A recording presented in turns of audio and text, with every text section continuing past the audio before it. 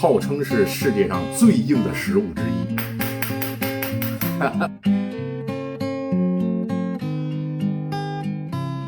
Hello， 大家好，我是大锤。上一集我们做日式牛肉饭的时候用到了日式的高汤出汁，日语叫做 dashi， 它一共只需要2样食材。第一种呢，它的名字叫做昆布啊，你看这个干了吧唧的，真的像干布一样，其实是什么？就是我们海里面的海带啊。那第二种呢，不太常见，就是你看这个样子哈，不是很好看，对不对？土了吧唧的，哎。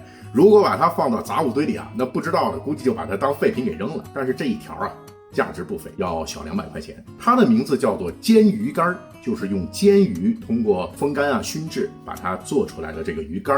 煎鱼呢是海洋里面金枪鱼大家族里的一个成员，它特别擅长在海里面长时间的高速的游泳啊，游得嘎嘎快。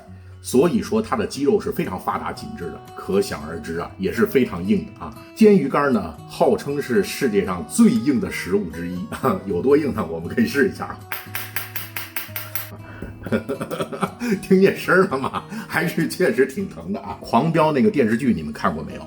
高启盛啊，当时要是有煎鱼干这东西，那一定比那个冻鱼那要好使多了。别看这个煎鱼干其貌不扬啊，我们现在闻到呢，就有那种非常浓重的烟熏的味道，还有这个海产品的味道，非常的丰富啊，这个鲜味特别的浓郁。但其实我们吃的时候呢，不是这么直接吃的，我们是把这个煎鱼干呢，像爆木花一样，把它爆成木鱼花。那么把它爆完了之后，就变成这样，很薄。原来咱们看到那做木工的爆花一样的东西，哎，这个就是木鱼花。好，那现在我们就开始制作出汁。好，咱们先处理昆布啊。1升的出汁呢，我们大概用上10乘10厘米的大小的昆布就行了。怎么处理呢？非常简单，用一张厨房的纸巾，稍微蘸点水啊，让它有点发潮，然后把昆布的表面啊，轻轻的做一些擦拭。这个昆布表面的白霜就是它鲜味物质的来源，大家一定不要把它擦掉啊。特别是有些人可能不懂，水哗那么一冲，那这个昆布就废了。好。到这个阶段就可以了，然后我们把它放到清水里浸泡2个小时以上，最好呢是把它放到冰箱里隔夜。那为了方便拍摄呢，我们就不等那么久了。我已经泡好了一份出汁的原材料，大家看一下啊。我们马上进入下一步的制作。咱们浸泡好的出汁的原料啊，用小火把它慢慢加热。好，现在呢这个汤的温度已经到了60多度了啊。这个时候呢，我们就要改成小火，或者是把汤离火。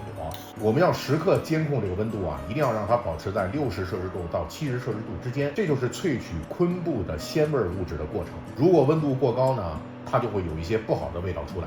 我之前还做过一集视频，跟大家讲过味精的发明过程。其实味精最早就是由日本人从海带，也就是昆布当中提炼出来的。昆布含有非常丰富的谷氨酸，这就是味精当中的主要的成分。时间到了，现在我们把里面的昆布取出来，再开大火把汤煮沸。好，现在汤汁已经沸腾了啊，关火，在沸腾的汤汁里撒上木鱼花。看现在的木鱼花已经基本沉底了啊，我们现在就把汤汁过滤一下。浸泡木鱼花的时间也不要太长，如果太长也会出现一些不好的味道。好，大家看啊，这就是日式的高汤，出汁已经做好了，清澈透亮啊，呈淡淡的黄色。出汁制作完了，那咱们总得做点什么能吃的呀。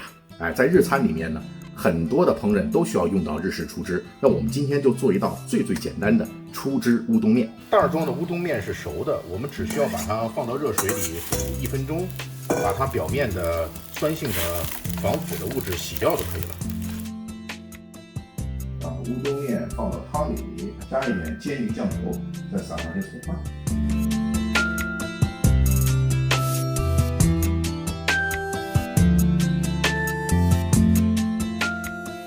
出汁乌冬面啊，一吃碳水性质就比较高。好吃，面是很筋道爽滑的。哎，其实这个面最好的是这个汤，你们别看这么的清汤寡水啊，它的味道肯定特别丰富。这个汤汤水水的东西吃起来就是特舒服哈。其实这份乌冬面呢，大概有200克，但是我觉得我3到4口就吃完了。这个日式高汤呢，大家是可以用在很多的烹饪场景里面。